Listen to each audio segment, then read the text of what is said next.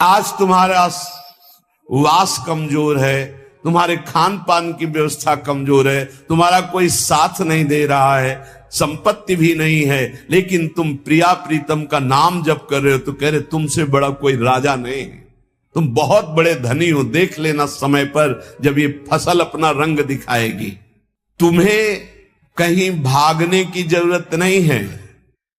मन की दिशा जो भोगों की तरफ है उसे मोड़ करके प्रभु की तरफ लगानी है।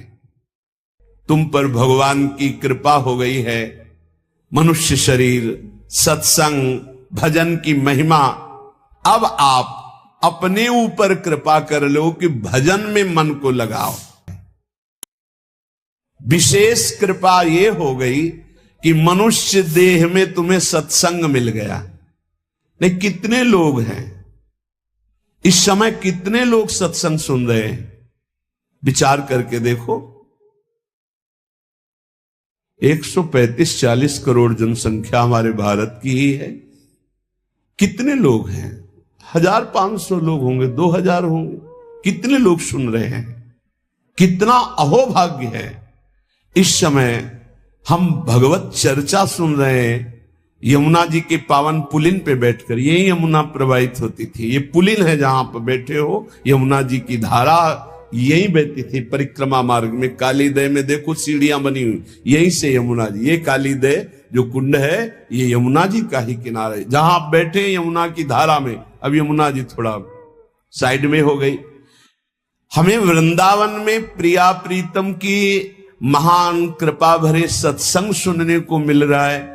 ये विशेष कृपा। इस पर भी विशेष कृपा कि हमारी बुद्धि भजन करने के लिए सब कुछ त्यागने के लिए तैयार है। विशिष्ट कृपा। हमारी बुद्धि अब कह रही कि छोड़ो सब कुछ, भजन में लगो, भजन में लगो। इस सुअवसर को हाथ से मत जाने देना, नहीं तो कृपा का अपमान करने वाला केवल पछताता ही पछताता है। ये अहेतुकी कृपा हो गई है। तुम बड़े भाग्यवान हो अगर तुम्हारा मन श्री प्रिया प्रीतम के भजन में लग रहा है तो तुमसे बड़ा कोई राजा नहीं है। दुखी मत हो।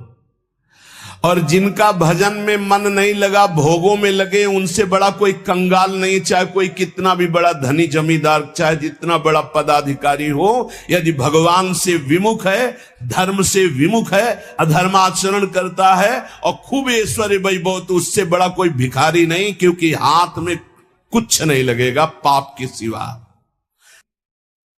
भजन में तुम्हें कुछ त्याग करने के लिए हम नहीं कह रहे हैं। तुम जो काम करते हो धर्म पूर्वक करो। जो काम करते हो प्रभु को समर्पित कर दो और नाम जप करते रहो। शरीर को सेवा का साधन बना दो, मन को सुमिरन में लगा दो। आप देख लेना, अगर अहंकार नहीं करोगे तो तुम्हारा बेड़ा पार हो जाएगा। शरीर को सेवा में लगा दो। जो कर्म करते हो धर्म पूर्वक करो, उनको प्रभु को समर्पित कर दो और नाम जप करो। और अहंकार नहीं करोगे तो बहुत जल्दी तुम ज्ञान को प्राप्त हो जाओगे। तुम्हारे हृदय में ज्ञान प्रकाश हो जाएगा तो अहंकार नष्ट हो जाएगा। अहंकार नष्ट होते ही भगवत तत्व का बोध हो जाता है। देखो, तुम्हें ज्यों ही प्रभु की तरफ अपने मन को, अपने मुख को मोड़ा, तो बिना साधन किए करोड़ों जन्मों के पाप नष्ट हो जाते हैं। सन्मुख हो ही जीव मोहि जब ही, जन्म कोटि अघ नाशो तब ही। जे ही जीव भगवान के सन्मुख हुआ, मन को मोड़कर प्रभु की तरफ किया, राधा राधा, करोड़ों जन्मों के पाप नष्ट होने लगते हैं। जिनका भोगों की ओर मन है, चिंता, शोक, भय, दुख, जन्म, मृत्यु ये नहीं हटेगा। चाहे जितना रुपया जमा कर लो, चाहे जितना भोग लो, चिंता, शोक, भय, मृत्यु ये तुम्हें सताते रहेंगे। नरक के निंदनीय गर्त में तुम्हें गिरना पड़ेगा। महान दुख भोगना पड़ेगा। इसलिए विश्वास करो, अपने को जो भजन में लगाता है मानो पग पग पर अपनी सुरक्षा कर रहा है, पग पग पर अपने को सुख की तरफ ले जा रहा है। और जो अपने मन इंद्रियों को भोगों में लगा रहा है तो पग पग पर अपने को फंसा रहा है, वो दुख भोगने की तरफ जा रहा है। देखो, भगवत कृपा बरस रही है, सब तरफ से कृपा बरस रही है, तुम्हारे ऊपर अपार कृपा हो गई है। बस तुम इस कृपा का परिचय करो और इस कृपा के परिचय को प्राप्त करके डूब जाओ। हमारे ऊपर अपार कृपा श्री जी की। भगवत प्राप्ति के लिए ये बहुत अनिवार्य है कि इस कृपा का आदर करो। जो जो आपके ऊपर कृपा हुई उसको वर्ण करो। कितनी कृपा! ये देखो, वृंदावन में बैठ करके भगवत चर्चा, कथन, श्रवण, नाम कीर्तन, पद गायन, संत दर्शन, भगवत दर्शन, कितना सौभाग्य। जगत को सुधारने वाली बात भी अपने मन में मत लाओ। तुम ठेकेदार नहीं हो जगत के, पहले तुम सुधरो तब बात समझ में आएगी। तुम्हारा सुधार हुआ कि जगत को सुधारना नहीं, ये सब भगवत स्वरूप है। पहले तुम सुधरो। और प्रायः ये होता है कि हम जगत सुधारने की बात, जहां थोड़ा परमार्थ बना तो हम दूसरों को सुधारने की बात सोचने लगते हैं। पहले तत्व तक पहुंचो, पहले बोध प्राप्त करो, नहीं तो बीच में अगर पूरे सच्चे खिलाड़ी नहीं हो तो माया के पार्षद टांग मार के अपने पक्ष में गिरा लेंगे और तुम अपने पक्ष में पहुंच नहीं पाओगे। इस जगत को प्रभु स्वरूप समझो और अपने आप को प्रभु के चरणों में न्यौछावर करके चुपचाप दीन बन के अपने को छुपाते हुए दीन बंधु के सुमिरन में खो जाओ। जो थोड़ी भक्ति करके लोगों में परिचय बनाना शुरू कर देते हैं कि मैं भगत हूं, मैं अमुक अनुष्ठान कर रहा हूं, मैं अमुक अमुक साधना कर रहा हूं, मैं बिकने लगते हैं। याद रखो, वो प्रभु की प्राप्ति के पथ से बहुत ही भटक जाते हैं। प्रभु के प्रेम रंग को प्राप्त करने के लिए जब तक भगवत प्राप्ति ना हो जाए तब तक परिचय को छुपा के रखना चाहिए। अपना परिचय कोई न जान पावे कि मैं कौन हूं, क्या हूं, कैसा हूं। जितना तुम परिचय छुपाओगे अपना, उतना परिचय प्रभु अपना प्रकाशित कर देंगे आपके सामने। और जितना आप अपना परिचय बढ़ाओगे उतने प्रभु अपना परिचय छुपाते चले जाएंगे। सिद्धांत को समझ लो। जितना आपका परिचय छुपेगा उतना ही आप अपना परिचय प्रकाशित कर देंगे, और जितना आप अपना परिचय प्रकाशित करेंगे उतना ही आप अपना परिचय छुपा लेंगे। प्रभु याद रखो, तुम्हारे ऊपर कृपा निरंतर बरस रही है। कृपा चारों तरफ से घेरे हुए है। कोई क्षण भी ऐसा ना जाए जिसमें तुम कृपा सिंधु प्रभु का विस्मरण कर दो। स्मरण परायण रहे, एक भी क्षण स्मरण के बिना ना जाए। कोई भी क्षण ऐसा नहीं जिसमें तुम विस्मरण करो। सावधान, तुम्हारे ऊपर अपार कृपा है, इसी जन्म में भगवत प्राप्ति कर लो। हम 40 वर्ष की स्मृति को देख करके कह रहे हैं, क्योंकि खास स्मृति जो जागृत हुई इसमें बड़ा परिवर्तन, 40 वर्ष में बड़ा परिवर्तन। आगे अगले जन्म में क्या हमको भजन करने के लिए अवसर मिलेगा पता नहीं, कितना विघ्न आ जाएगा। इसलिए तुम वंचित न रह जाओ भगवत प्राप्ति से, नहीं तो बहुत दुख भोगना पड़ेगा। तुम अपनी प्यारी से प्यारी वस्तु जो है, प्यारे से प्यारे जो संबंध है, उनमें झांक कर देखो। प्यार है तो प्रभु से है।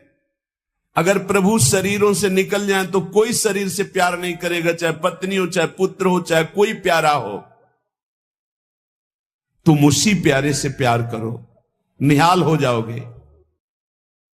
सचमुच विश्वास करो, वो सामने नहीं आ रहा पर वो छुप छुप कर आपको बहुत प्यार कर रहा है। सब मम प्रिय, सब मम उपजाए। सच्ची सच्ची सच्ची बहुत प्यार करते हैं प्रभु, बहुत प्यार करती हैं प्रियाजू। अपने लोगों को अहेतुकी कृपा। हमारा प्यार देखो क्या है, ईमानदारी से देखो, 100 में 1% प्यार नहीं प्रिया प्रीतम के प्रति, और उनका 100 का 100% हमारे प्रति प्यार है। देख लो कहां हम कौन हैं, कैसे हैं, आज भी कैसे हैं, और उनकी कृपा कहां बैठा ले, क्या कर रही कृपा उनकी, कितना अमोघ। हम कर रहे हैं तो बुरा ही कर रहे हैं, और वो कर रहे हैं तो कृपा ही कृपा कर रहे हैं। हम सो ना बिगाड़न को, तो सो ना समारन को, तो ही मोई परी होड़। जब ये बात हम देखते हैं तो रोना आता है, कहां उनकी अपार कृपा और कहां हमारी नीचता। वो अज्ञात रूप से आपको बहुत प्यार करते हुए हर समय आपको दुलार कर रहे हैं। वो तुम्हें कभी एक क्षण के लिए भी नहीं छोड़ते। तुम केवल निरंतर स्मरण करो तो तुम्हें दिखाई देगा कि उनका परम अभय कर कमल तुम्हारे सर पर रखा हुआ है। अब किसके आशीर्वाद की मांगने की जरूरत है? तो आप पूछेंगे कि यदि इतनी बात आप कह रहे हैं कि हमारे को चारों तरफ से भगवान की कृपा घेरे हुए है, हमारे ऊपर भगवान का अभय वरद हस्त है, तो फिर मैं जल क्यों रहा हूं, मेरे अंदर जलन क्यों है, हृदय क्यों नहीं शीतल हो जाता? दिन रात हृदय में शोक है, विषाद है, चिंता है, आग की तरह जल रहा, चैन नहीं मिल रही है। ये क्या कृपा है आपकी? ये क्या आपका अभय वरद हस्त है? आप कह रहे हो सब पर कृपा है, तो मेरा तो हृदय जलता रहता है, मेरा तो हृदय विषाद चिंता शोक से युक्त रहता है। उत्तर यह है, ना आग है ना जलन है, तुम समझ नहीं पा रहे हो। तुम्हारी उल्टी सोच की जलन है, तुम्हारी उल्टी समझ के कारण यह जलन है। अगर समझ जाओगे तो निहाल हो जाओगे। तुम्हारी उल्टी चाल है, दुख की तरफ चल रहे हो, असत का चिंतन कर रहे हो, जो जलन है उसका चिंतन कर रहे हो, उसमें फंसे हो, इसलिए जल रहे हो। क्या होगा? इतनी संपत्ति से क्या होगा? इतना हो जाए तो आज तक कोई ऐसा मिला हो कि हाथ उठा के भगवान से कह दिया हो कि बस अब मत देना, संपत्ति हमारे लिए पर्याप्त है? कभी नहीं।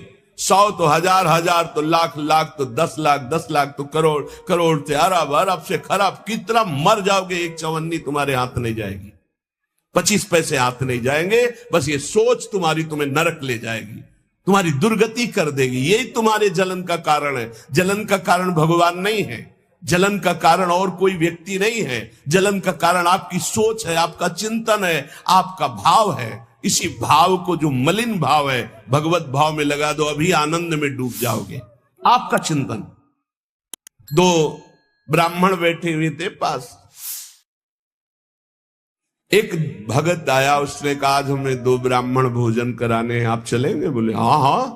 गए, अच्छे से भोजन पाया, बाहर निकले, 11-11 रुपया देके पैर छुआ। तीसरा ब्राह्मण दूर खड़ा देख रहा था, तो एक ब्राह्मण मुस्कुरा रहा था जो प्रसाद पाके आया था, और दूसरा जल रहा था। तीसरे ब्राह्मण ने पूछा कि आप मुस्कुरा क्यों रहे? दूंगा यार, आज तो भोजन की भी शर्म थी। सा महात्मा सुदुर्लभा, जो महान आत्मा ऐसा देखता है कि सब भगवान, केवल भगवान, पूरे के पूरे भगवान, मत्ता पर तरब नान्यत किंचित अस्ति धनंजय, किंचन मात्र कुछ और नहीं, वो भगवान की कृपा से परमानंद में डूबता है। चलो, यदि तुम नहीं सुधर सकते, नहीं छोड़ सकते, तो जो होता है होने दो, तुम नाम को पकड़ लो। तुम्हारे रोकने से न मन रुक रहा है, न इंद्रियां रुक रही, न बुरे आचरण रुक रहे हैं। छोड़ो, रोकने की बात छोड़ो, पकड़ो, नाम को पकड़ो। राधा राधा राधा। अपने आप घृणा ना हो जाए तो हमसे बता देना, अपने आप घृणा हो जाएगी, पक्का हो जाएगी। बड़े बड़े विषयी पुरुषों को ऐसी घृणा हुई कि जीवन में लौटकर कभी भोगों की तरफ नहीं देखा। जीवन में लौट करके ऐसे आसक्त भोगी पुरुष, और जिस समय नाम का कृपा प्रसाद चढ़ा तो लौट करके नहीं देखा उन भोगों की तरफ। तुम तो बस अपने मंगलमय प्रभु के चिंतन में चित्त को जोड़ दो, फिर देखो कैसा परिवर्तन होता है। तुम किसी स्थिति की खास कल्पना मत करो, निश्चिंत हो जाओ। तुम नाम के जपने में चित्त को जोड़ दिया तो ऐसे सुख के प्रवाह में पड़ोगे, तुम्हें पता ही नहीं है कि कितना सुख नाम जापक को मिलता है। अगर नाम जप नहीं करोगे तो तुम्हें पता है तुम सुख के लोभ में ऐसे भयानक जगह गिरने जा रहे हो जहां से तुम्हें केवल हरि बचा सकते हैं, दूसरा नहीं। बड़ा सुंदर दिखाई दे रहा है, बड़ा लुभावना सुखद दिखाई दे रहा है, लेकिन भगवान से विमुख होकर जब इसको भोगने जाओगे तो ऐसा फंस जाओगे कि निकलना मुश्किल हो जाएगा। संसार एक ऐसा सुहाना दलदल है जिसमें जानबूझ के जाके फंस जाया जाता है। दलदल का मतलब होता है ऊपर से एकदम सूखी पपड़ी, ऐसा लगता है कि बिल्कुल आप थल में आराम से चले जाइए, कहीं कोई परेशानी नहीं, और जो ही गए सो गले तक गए, एकदम रबड़ी जैसा वो मिट्टी होती, धसते चले जाओ। ऐसा दुखद, ऐसा चिंता शोक जलन वाला संसार इतना सुहावना बना है माया से कि जानबूझ करके हम इसमें कूद जाते और जलते रहते। चिंता शोक भय ईर्ष्या द्वेष काम क्रोध लोभ मोह मद मत्सर एक है, ये सब तुम्हें जला देंगे यदि नाम जप नहीं करोगे। इसीलिए हर प्रश्न का उत्तर नाम जप है, क्योंकि साप का बल नाम में ही प्रकट होता है। इस दुख से तुम कभी अलग नहीं हो सकते, ये दुख तुमसे कभी अलग नहीं हो सकता, ये जलाएगा जब तक भजन नहीं करोगे। इसलिए भजन करना सर्वोपरि बात समझ लो। अगर समझ में आ रही हो तो समझ लो, केवल इतना समझ लो, तुम नाम को पकड़ लो, नाम सबसे छुड़वा देगा आपको। एक जन्म स्वांग ही कर लो भक्ति का, झूठा खेले साचा होए, झूठा शुरू कर दो। ये हमारा भाव तो नहीं बनता, हमारी भक्ति तो नहीं, पर अब कहा है तो राधा राधा शुरू करते। झूठा खेले साचा होए, ये मार्ग ऐसा है, झूठे से बोलो राम कृष्ण हरि तो आपका मंगल हो जाएगा। जे ही आप नाम जपना शुरू करते हैं तो खास बात क्या होती है कि आपके जीवन की बागडोर स्वयं श्री कृष्ण ऐसे पकड़ लेते हैं जैसे अर्जुन के रथ की बागडोर पकड़ ली। अब वो आनंद की ही तरफ ले जाएंगे, आपको दिखाई देगा क्योंकि आपके नेत्र गलत है। जहां दुख है वहां आपको आनंद दिखाई दे रहा है, और जहां आनंद है वहां आपको दुख दिखाई दे रहा है। तो अब श्री कृष्ण आपकी यात्रा आनंद की तरफ करेंगे तो हो सकता है आपके नेत्रों में दिखाई दे कि दुख ही दुख है भक्ति में, लेकिन वास्तविक आनंद का मार्ग भगवान के चरणारविंद तक है। अगर इनके चरणों तक नहीं पहुंचे तो आनंद कहीं नहीं। आ ब्रह्म स्तंभ पर्यंतम सर्वम मायामयम जगत। विश्वास करो भगवान सत्य है, विश्वास करो भगवान नित्य है, विश्वास करो भगवान सर्वत्र है। भगवान सर्वत्र है, विश्वास करो तो भय किससे? एक क्षण के लिए भी वे तुम्हें नहीं छोड़ते, हर समय तुम्हारे साथ रहते हैं। ये बात कब जानोगे? जब नाम जप करते हुए विश्वास करोगे। भगवान तुम्हें बहुत प्यार करते हैं, वो सर्वशक्तिमान हैं, बस तुम उनकी तरफ मुड़ो, वो इतना देखना चाहते हैं। जो ही मुड़े तो सारी शक्ति लगाकर तुम्हारा कल्याण कर देंगे, और वो अपार शक्तिशाली है, फिर कोई आपको डिगा नहीं सकता, गिरा नहीं सकता। हम पुकारते नहीं हैं उनको। एक बालक विद्यालय की तरफ जा रहा था तो छोटा सकरा मार्ग था, तो एक पहाड़ के टुकड़ा करके गिरा, तो वो निकलने के लिए पूरी ताकत लगा के उठाया, फिर भी नहीं उठा, फिर और ताकत लगाया, नहीं उठा, फिर पूरी ताकत लगाया, नहीं उठा, और निराश होकर बैठ गया। उसका पिता देख रहा था, तेरी अभी पूरी ताकत नहीं लगी, तू मेरा बच्चा है, तेरी पूरी ताकत तो मैं हूं, मुझे पुकार। और आया और उठाकर बाहर फेंक दिया। बस हम में यही कमी है, हम बार बार माया से परास्त होकर हार कर बैठ जाते हैं, लेकिन अपने पिता को नहीं पुकारते।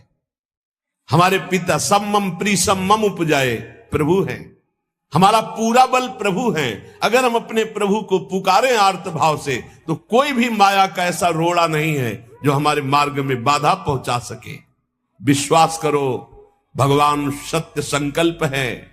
विश्वास करो, जब तुम उनसे मिलने का संकल्प करोगे तो तुम्हें कृतार्थ कर देंगे, पर हृदय से तुम मिलना चाहो।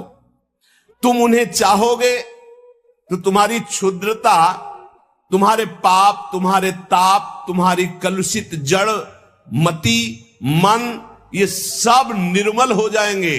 यदि तुम उन्हें चाहोगे तो तुम्हारी दरिद्रता नष्ट हो जाएगी। तुम विशाल हृदय वाले, परम पवित्र, दिव्य चिन्मय मन से उन चिदानंद प्रभु का अनुभव करोगे। अतः तुम केवल उनकी चाह करने के लिए नाम जप करो, तभी ये चाह पैदा होगी, तभी ये चाह टिकेगी। तुम कृतकृत्य हो जाओगे, महान बन जाओगे। ये भिखारीपना छोड़ो कि तुम्हें कोई और सुख दे सकता है, नहीं।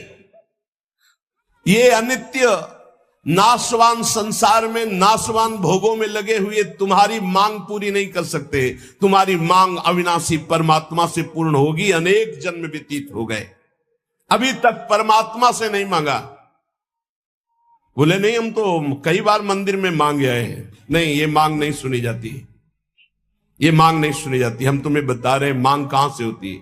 जब नाम जप करते हुए आर्त भाव से प्रभु से कहोगे, प्रभु मुझे पता नहीं क्या सत्य है क्या असत्य है, मेरा मन नाना प्रकार के भोगों को मांगता है, बस ये जीवन आपको समर्पित है, जिसमें हमारा मंगल हो आपका।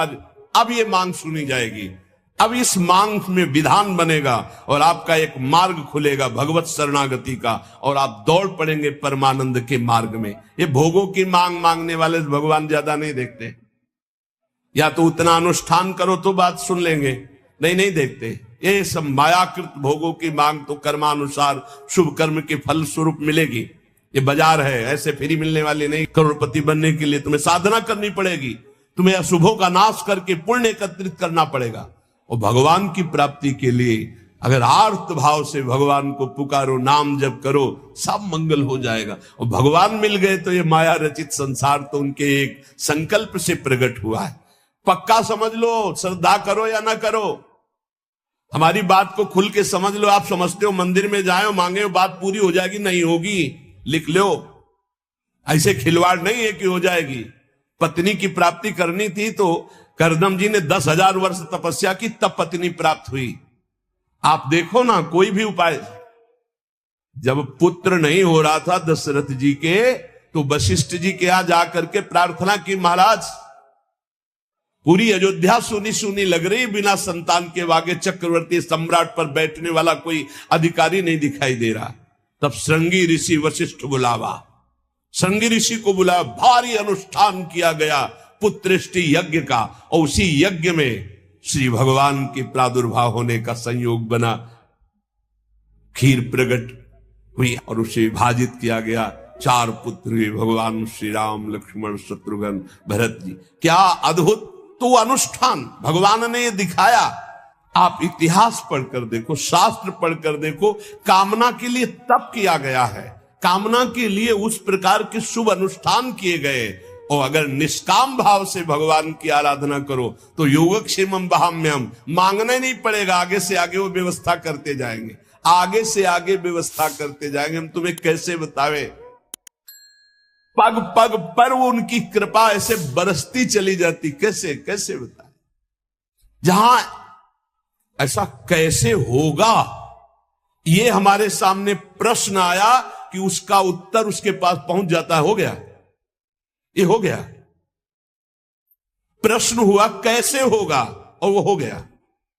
अरे कर तुम अन्यथा कर तुम, हम प्रभु की शरण में हैं, उनके वचन कभी झूठे हो सकते हैं। कहते हैं अनन्यश्चिन्तयन्तो माम ये जना पर्युपासते तेषां नित्याभियुक्ता नाम योगक्षेमम वहाम्यहम्, मैं स्वयं वहन करता हूं, अप्राप्ति की प्राप्ति कराता हूं, क्षेम की रक्षा करता हूं। किनको? जो केवल मेरा चिंतन करते हैं।